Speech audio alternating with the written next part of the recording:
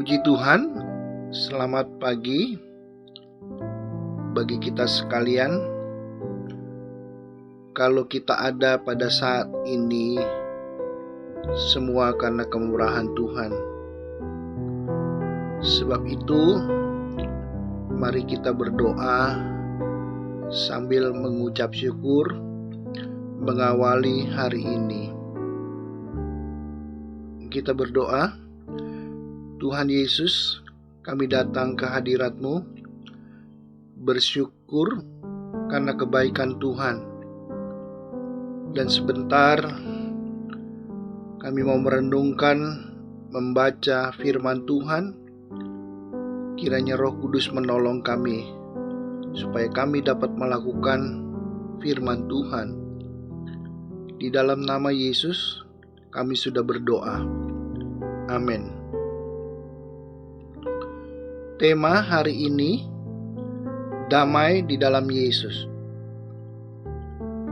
Damai di dalam Yesus. Ayat pokok dari Efesus 2, ayatnya yang ke-17. Ia datang dan memberitakan damai sejahtera kepada kamu yang jauh dan damai sejahtera kepada mereka yang dekat. Kita membaca bahwa Yesus membawa damai bagi semua orang. Ada maksud dari orang yang tadinya jauh. Hal ini berarti waktu mereka belum mengenal Yesus.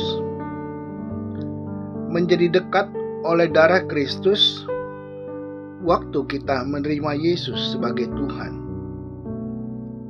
Kita dapat melihat hal itu di dalam Efesus 2 ayatnya yang ke-13.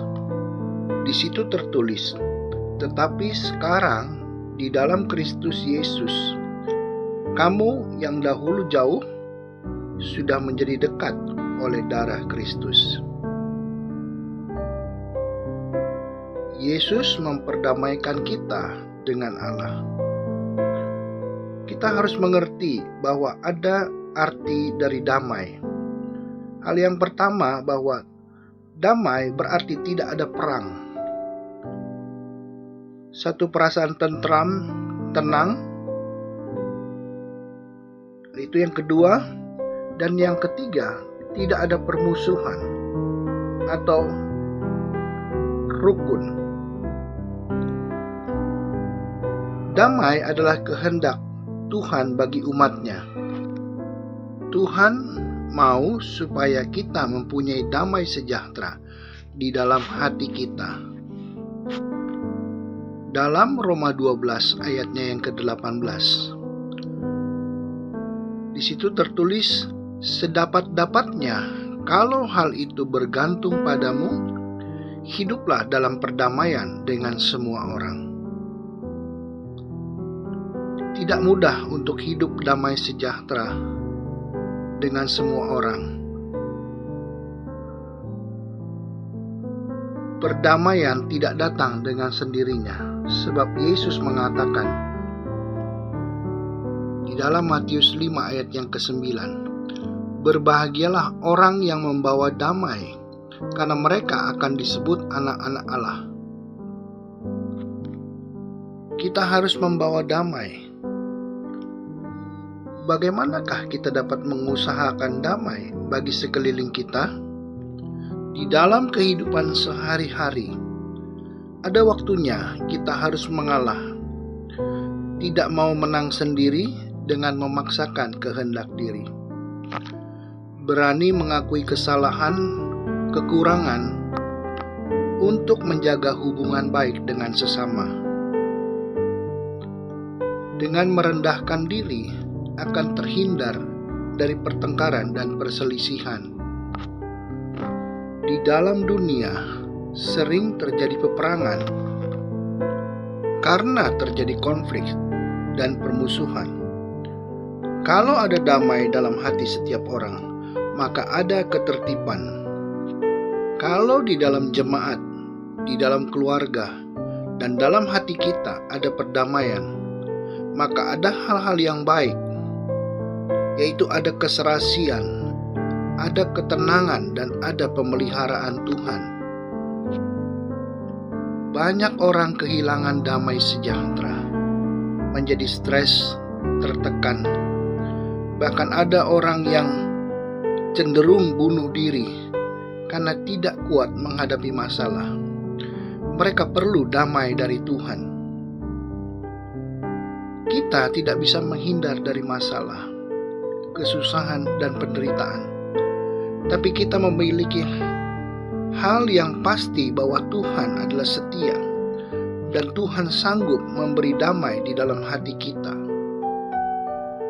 Yesus mengatakan di dalam Yohanes 14 ayatnya yang ke-27, "Damai sejahtera kutinggalkan bagimu, damai sejahteraku kuberikan kepadamu, dan apa yang kuberikan tidak seperti yang diberikan oleh dunia kepadamu. Janganlah gelisah dan gentar hatimu." Apa yang Yesus katakan, damai sejahtera kutinggalkan bagimu, maksudnya adalah ini adalah pesan terakhir bahwa ia akan segera pergi meninggalkan dunia ini. Murid-murid harus mengerti hal ini supaya murid-muridnya mandiri. Walaupun Yesus menjelaskan bahwa ia akan meninggalkan dunia, tetapi Yesus berkata di dalam Yohanes 14 ayatnya yang ke-18, "Aku tidak akan meninggalkan kamu sebagai yatim piatu. Aku datang kembali kepadamu."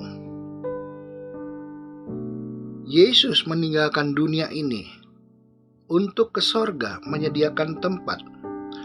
Tapi Tuhan memberikan Roh Kudus yang akan menghibur dan memberi damai sejahtera untuk murid-muridnya. Damai sejahtera yang Tuhan berikan tidak terpengaruh oleh kondisi, situasi yang terjadi di dalam dunia. Sekalipun ada pandemi, ada krisis, ada masalah keuangan, dan persoalan yang begitu berat yang harus dihadapi oleh umat Tuhan, Tuhan sanggup memberi kedamaian dalam hati kita, sehingga kita dapat merasa aman, ada sukacita, sehingga kita tidak perlu merasa takut, karena Tuhan kita setia dan tidak pernah meninggalkan kita. Kunci untuk mengalami damai sejahtera adalah kalau kita menjadi pelaku firman dan memiliki persekutuan dengan Tuhan. Di dalam Yesaya 48 ayat yang ke-18, di situ dijelaskan, "Sekiranya engkau memperhatikan perintah-perintahku, maka damai sejahteramu akan seperti sungai yang tidak pernah kering, dan kebahagiaanmu akan terus berlimpah seperti gelombang-gelombang laut yang tidak pernah berhenti." Ada damai dan ada rasa bahagia yang Tuhan berikan kalau kita taat dan suka bersekutu kepada Tuhan. Damai, perasaan tenang dalam hati kita akan ada kalau kita tetap setia kepada Tuhan. Kita berpegang penuh kepada firman Tuhan dan hidup sesuai dengan firman Tuhan, dan selalu senantiasa kita berdoa dan bersekutu kepada Tuhan, maka damai sejahtera itu akan melimpah dalam hati kita. Amin.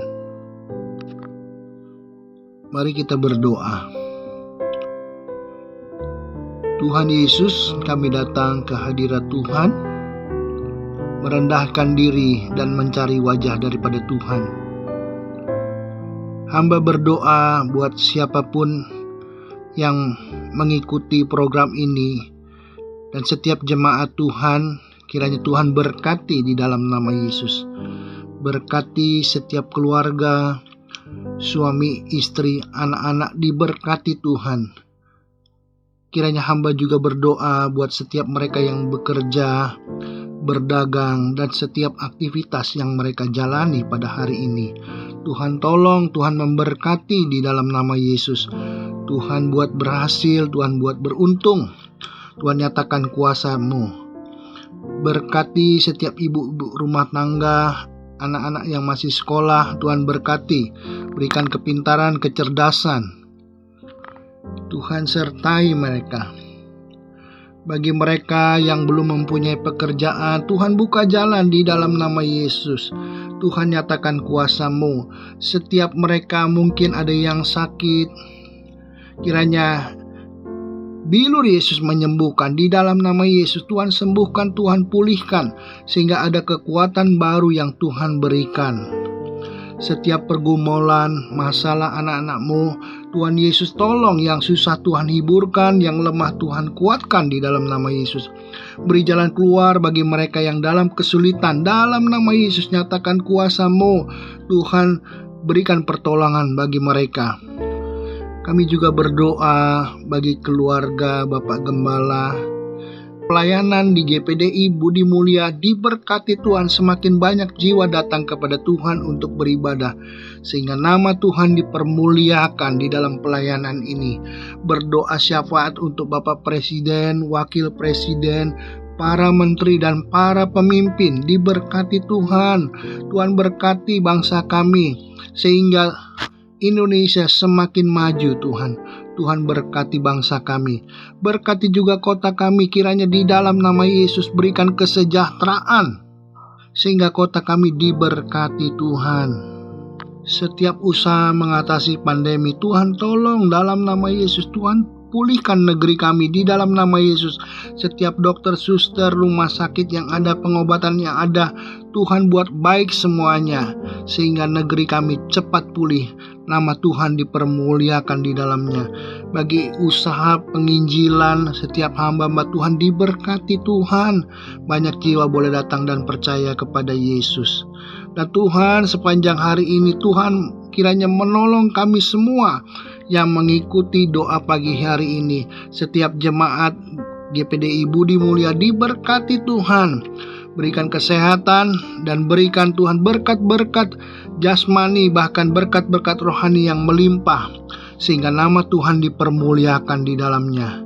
Tuhan, kami serahkan sepanjang hari ini hidup kami ke dalam tangan Tuhan, dalam nama Yesus. Haleluya. Amin.